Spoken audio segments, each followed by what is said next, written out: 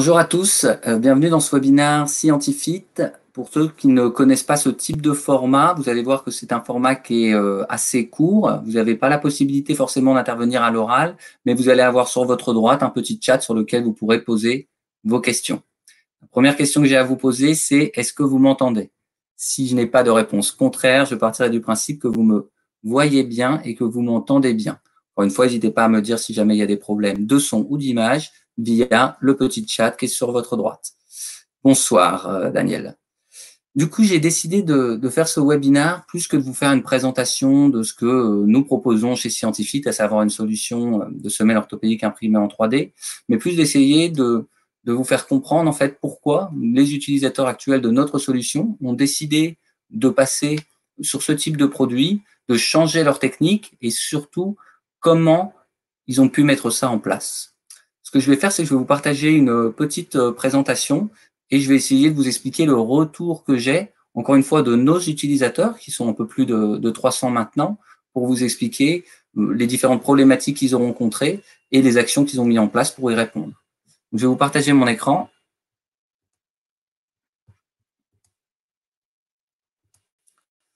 C'est chose faite et on va pouvoir commencer.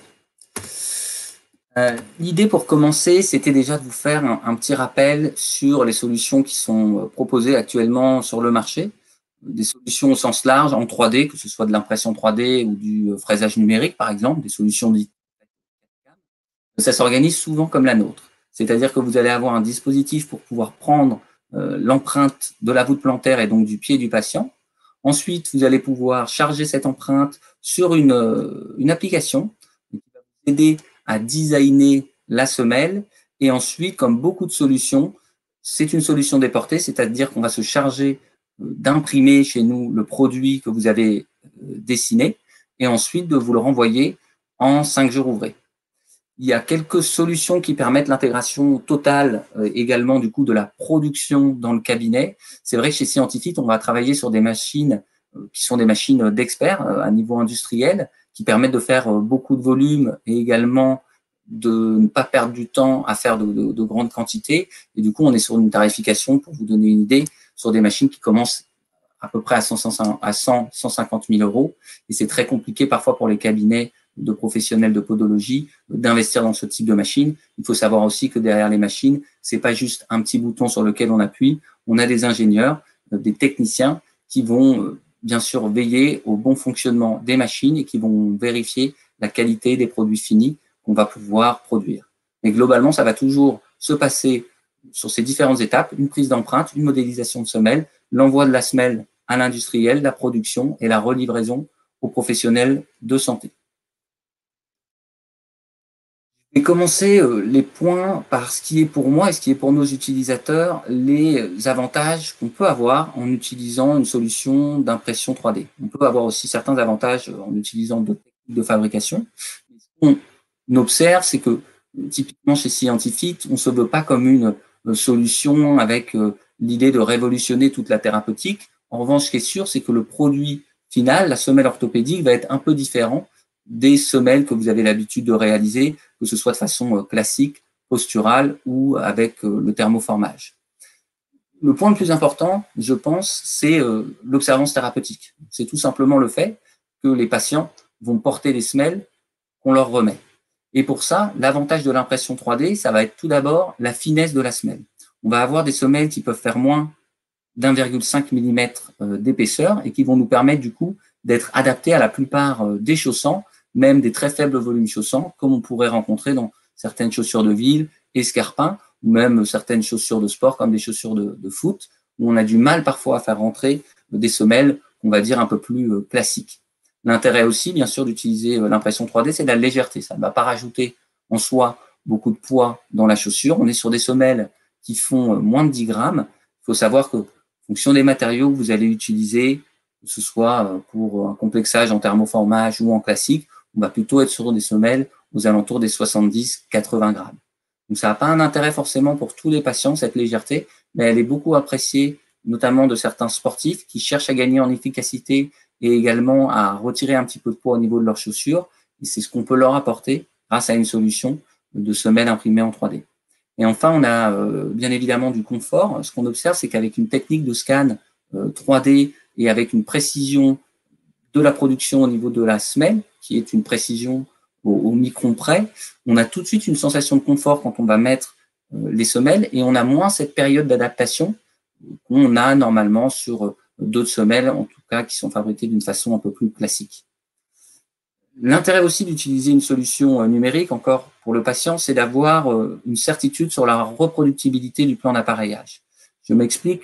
Aujourd'hui, avec des techniques un peu plus classiques, même si globalement les professionnels y arrivent plutôt bien, c'est assez compliqué de reproduire exactement la même paire à l'identique si, par exemple, le patient revient au bout de quelques semaines en vous disant qu'il apprécie beaucoup les semelles et qu'il aimerait bien avoir une autre paire pour un autre type de paire de chaussures. C'est assez compliqué, vous y arrivez, mais en tout cas, c'est sûr qu'avec le numérique et avec la machine, on est sûr de ne pas se tromper.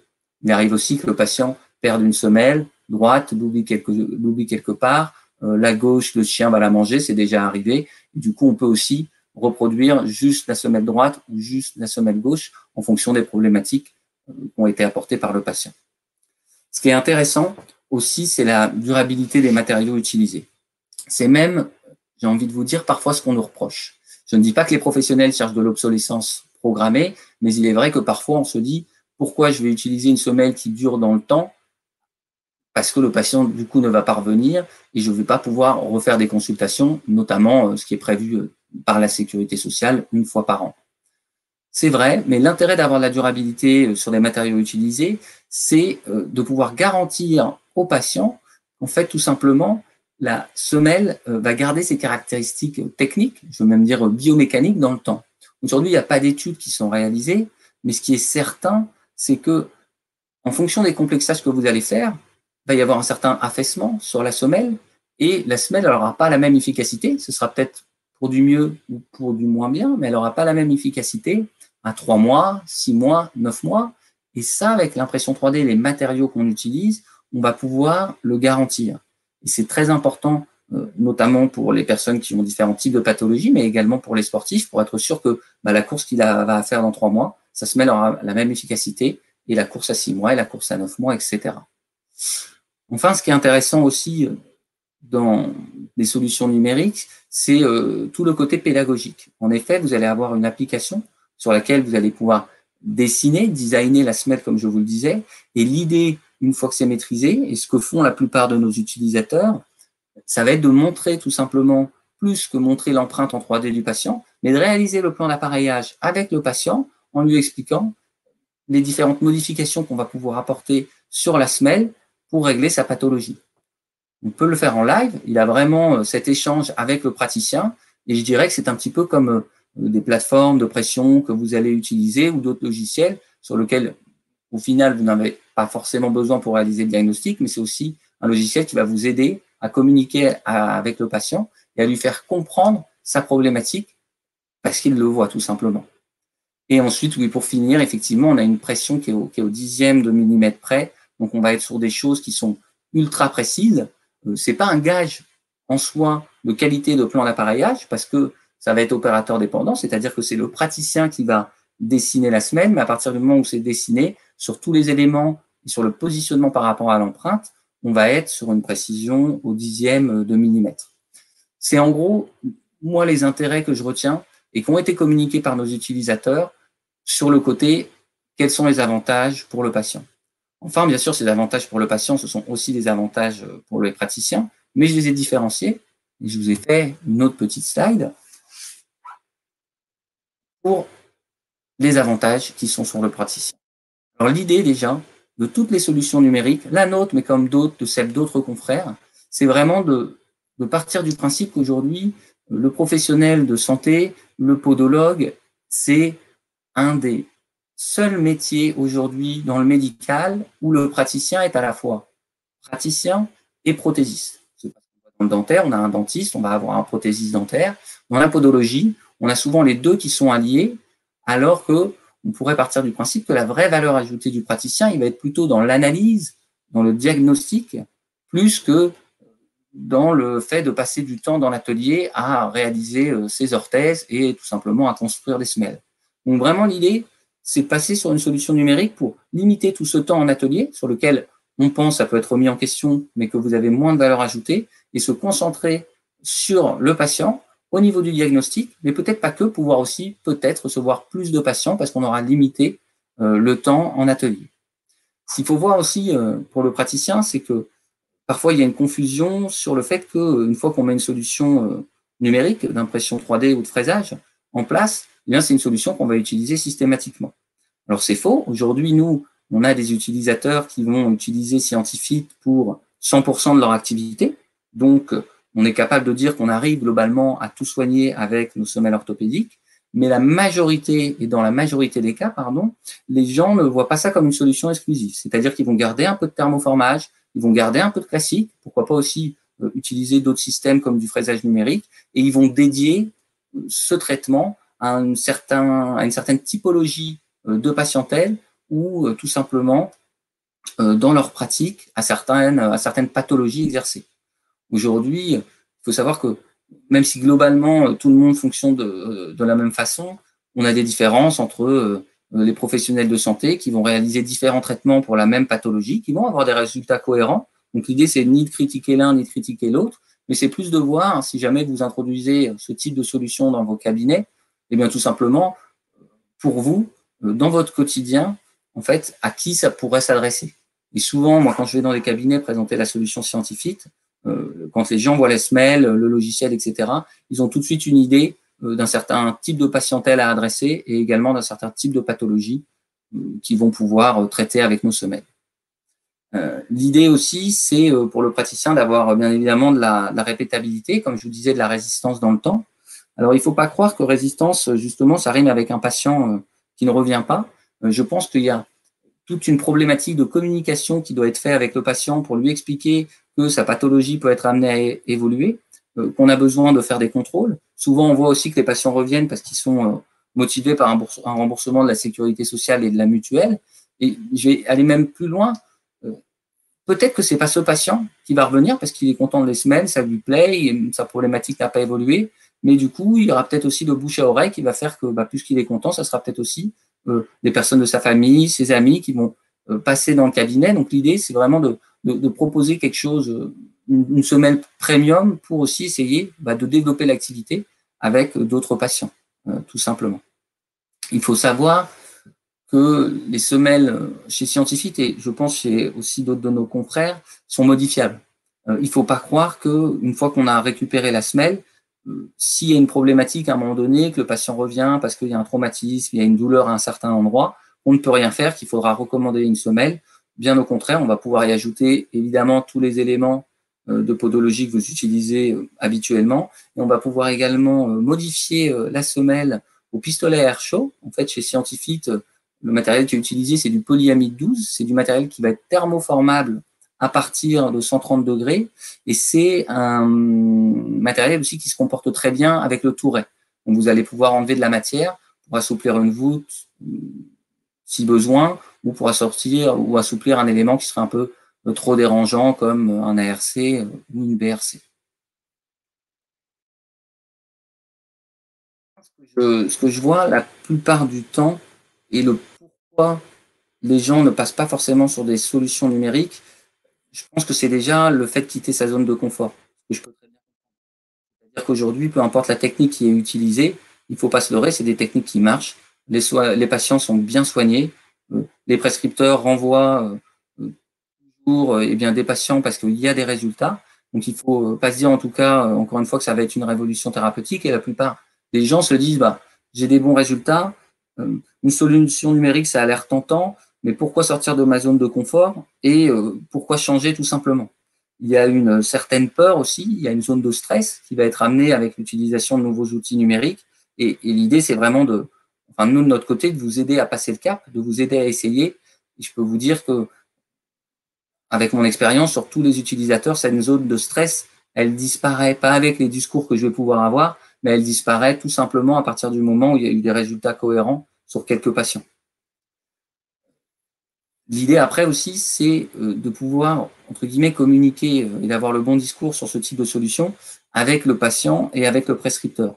On a tout un environnement qu'on pourrait dire marketing autour de la 3D, il ne faut pas se le cacher. Il y a beaucoup de patients, même des prescripteurs, qui vont dire la 3D c'est génial, on peut tout faire avec la 3D, que ce soit en podologie ou dans d'autres secteurs d'activité, on en parle aux informations. La plupart des gens carquillent les yeux en se disant mais oui c'est génial, c'est l'avenir. Au final, ça touche pas tant de problématiques que ça dans le milieu médical, surtout la podologie, le dentaire et l'auditif. Mais en tout cas, il faut essayer d'avoir plus que ce discours marketing de la 3D, expliquer vraiment les différences avec le patient. Donc là, on vient vraiment accompagner nous, nos utilisateurs pour avoir ce discours et pour que quand il y a un patient qui vient et qui demande tout simplement, bah, écoutez, je veux bien me faire une 3D, ça me paraît intéressant. Par contre, est-ce que vous pouvez m'expliquer les différences? Eh bien, tout simplement, on vient reprendre ma première slide, entre guillemets, pour expliquer que on ne se veut pas une révolution thérapeutique, en tout cas sur le produit. La différence qu'on va avoir avec l'impression 3D, ça va être d'avoir une semelle plus fine, plus légère, qui va garder ses caractéristiques techniques dans le temps et qu'on va pouvoir reproduire. À partir du moment où on a un discours comme ça cohérent avec le patient, bien souvent, ils vont être amenés aussi à essayer parce qu'ils ont envie de voir aussi d'autres choses et il y a cet aspect quand même technique qui est important.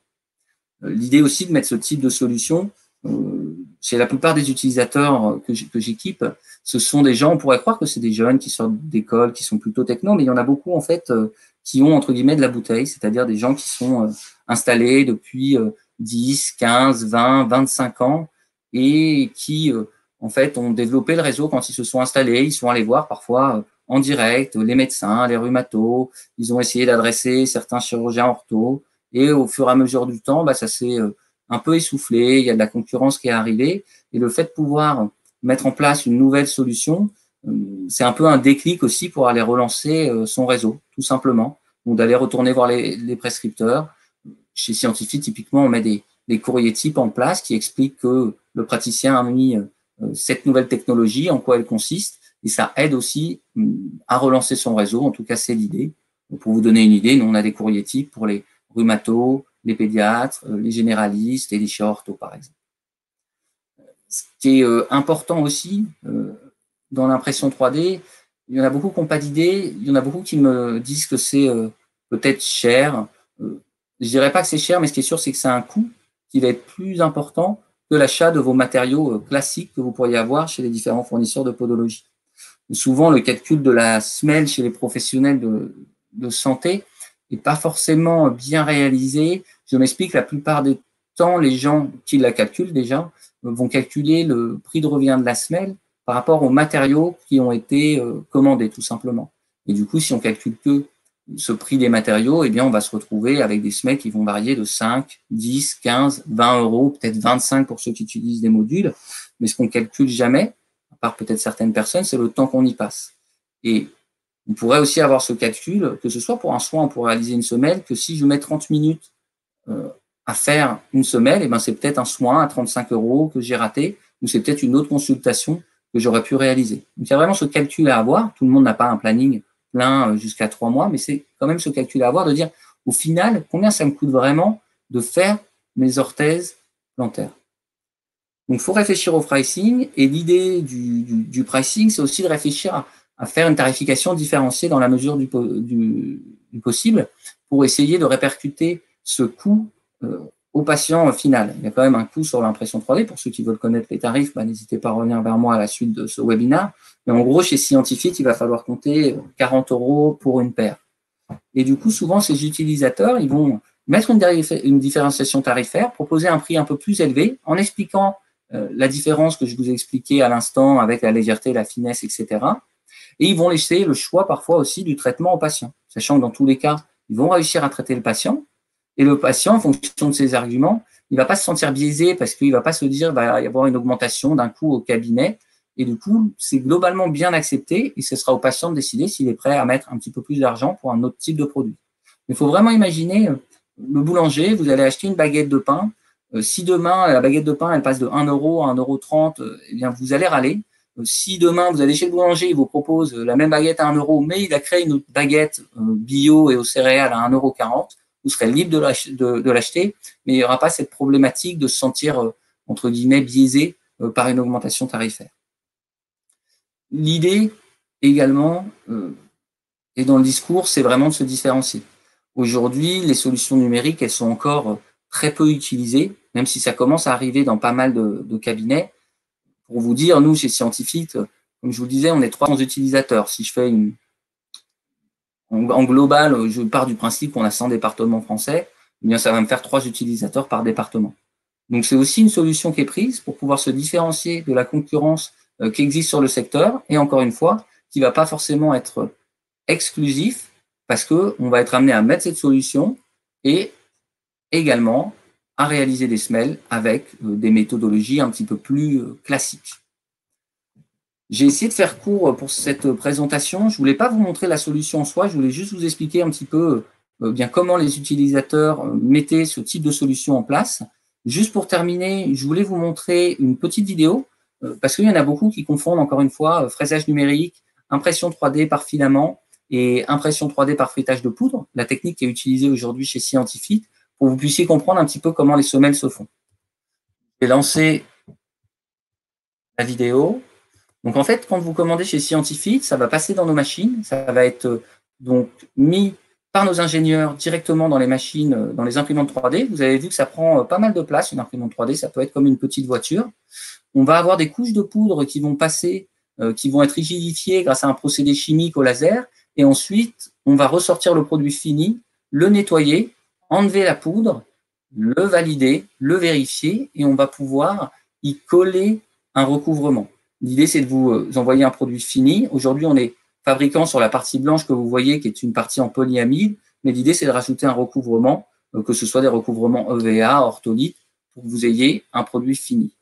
Mais ce qu'il faut comprendre, c'est que tout de même, derrière ces machines, il y a un côté humain. On a beaucoup de personnes qui travaillent du coup à l'entrepôt, à l'usine, ne serait-ce que pour faire les envois, l'encollage, s'occuper des machines, et que c'est pas si ce qu'on appellerait plug and play. Encore une fois, c'est pas juste on appuie sur un bouton et on a la semelle qui ressort finie et avec la possibilité de la remettre au patient.